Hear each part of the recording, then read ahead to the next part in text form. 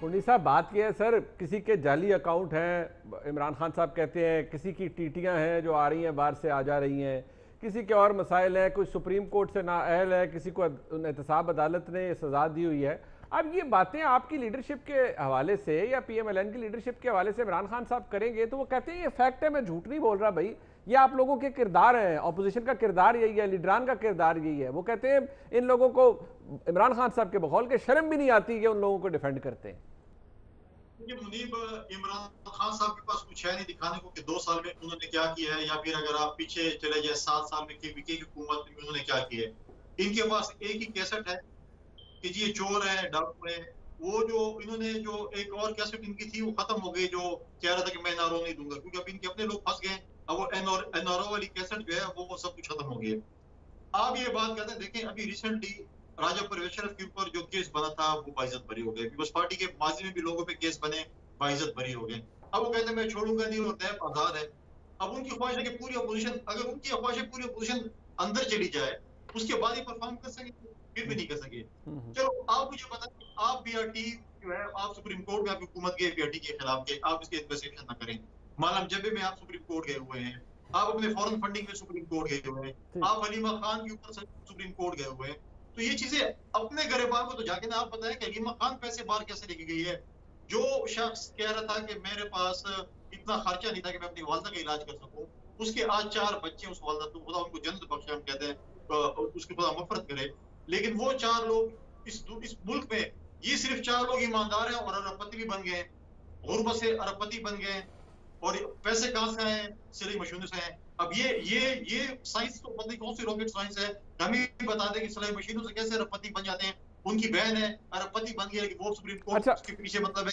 लेकिन सर वो जो उनकी हमशीरा का मामला शायद वो तो कंक्लूड भी अब हो गया ना, वो तो कंक्लूड भी हो गया, वो तो शायद केस भी वो था उस वक्त सुप्रीम कोर्ट ने कहा। देखिए ये चीजें जो है अब अपने फॉरेन फंड अपने अपने केस का बताया ना, जो इनके जो इनके अपने पार्टी वालों ने किए, इनकी पार्टी के ऊपर किए हुए हैं, इनके बाकी जो करप्शन के केसेस हैं उसमें जो है वो सत्तू पी के जो हमारी नैब हुई हुई है।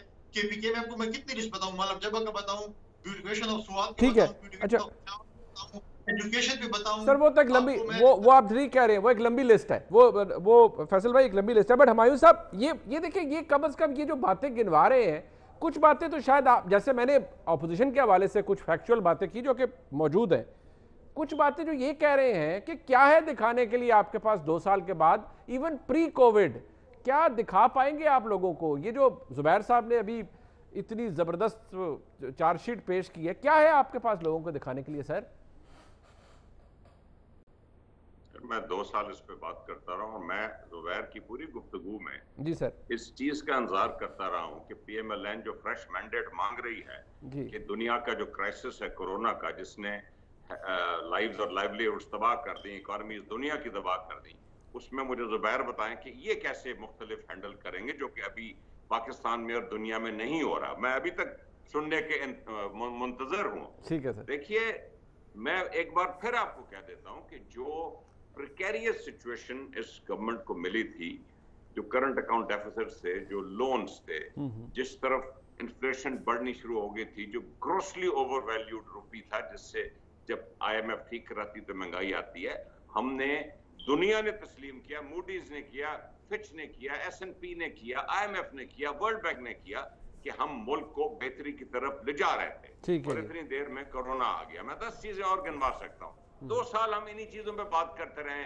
अब जुबैर चाहते हैं कि हम अगले 3 साल भी इन्हीं चीजों पे बात करते रहे। सर वो कहते हैं BRT बनवा देते ना। जो बहुत बड़े मसाइल दरपेश हैं, मुल्क को जो मसले और दरपेश हैं, लोगों की जानें जाया हो रही हैं, लोगों की लाइवलीहुड, रोजगार खत्म हो रही है, इसके बारे में हल पैदा करें इस मुल्क में। अच्छा, वो जुबैर साहब ये कोई नहीं बताया आपने, वो वैसे हुमायूं साहब कहते हैं गिला है उन्हें, वो कहते हैं मैं इंतजार करता रहूं, आपने बताया नहीं सर, वक्त कम है, जरा जल्दी से बता दें।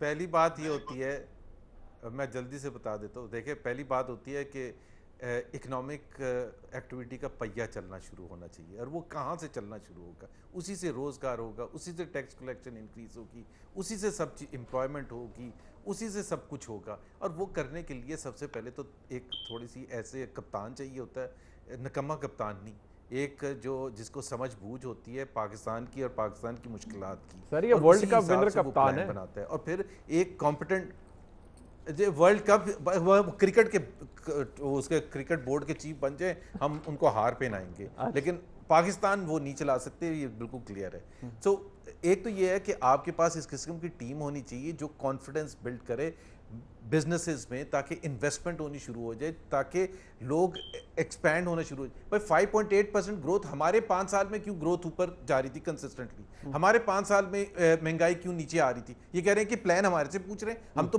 दिखा के जा चुके हैं। सर वो कहते हैं आप लोन्स भी दिखा के गए हैं, करंट अकाउंट डेफिसिट भी दिखा के गए हैं, ट्रेड इनके डेफिसिट जमाने भी में दिखा के गए हैं। 8.5% हो गई है। हाँ, करंट अकाउंट डेफिसिट ना मैं बता देता हूँ, वो मैंने इनसे 10 दफा सवाल एक पूछा है। करंट अकाउंट डेफिसिट 3.5 साल हमारा बिल्कुल ठीक था, 1.5 साल लास्ट जो थे उसमें हमने प्लांट और मशीनरी बनानी थी बिजली के कारखानों के लिए, हमने तो इंपोर्ट वो उसके लिए किया था। मुझे ये सिर्फ बता दे कि ये क्या करते, ये ना इंपोर्ट करते या ये ना बिजली लाते। जो एलएनजी के मंसूबे खुद ये प्राइवेटाइज करने जा रहे हैं, जो हमारे बनाए हुए थे, जो थर में लगे हैं इतने प्रोजेक्ट्स, जो यहाँ कराची में लगे हुए हैं, जो सारे पाकिस्तान में लगे, तो आप क्या करते? आप इंपोर्ट ना करते, अभी अंधेरे होते।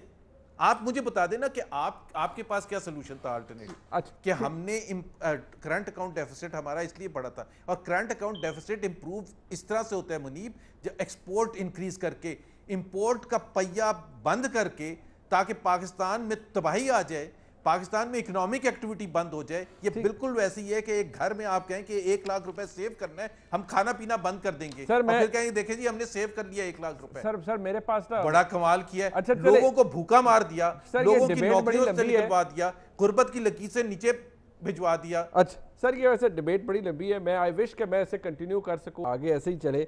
हमायूं साहब का, फैसल करीम कुटी साहब का और जुबैर साहब का मैं शुक्रिया अदा करता हूँ। वज़ीर-ए-आज़म ये कहते हैं कि अगर नज़रिए से हटेंगे तो ख़तरा है, नज़रिए पर डटे रहे तो कोई ख़तरा नहीं है। अपोजिशन ये कहती है कि इनकी परफॉर्मेंस ही कोई नहीं है, लिहाजा जाना पड़ेगा या जाना चाहिए या गवर्नमेंट मस्ट को। ये बिलावल साहब कहते हैं, ख्वाजा आसिफ साहब कहते हैं हुकूमत का जाना ठहर गया है। लेकिन सबसे अलामिक बात अली मोहम्मद खान साहब ने, जो प्रोग्राम के शुरू में मैंने अर्ज़ किया कि उनको क्यों लगता है कि कोई -1 होगा। अगर वज़ीर-ए-आज़म तगड़े हैं और मौजूद है अपनी जगह पर, तो फिर तो ये डिबेट ही फजूल है। लेकिन शायद सब कुछ ठीक नहीं है, इस वजह से ये बातें की जा रही है। आज प्रोग्राम आपने देखा, फीडबैक जरूर दीजिएगा। देखने का बहुत शुक्रिया। खुदा हाफ़िज़।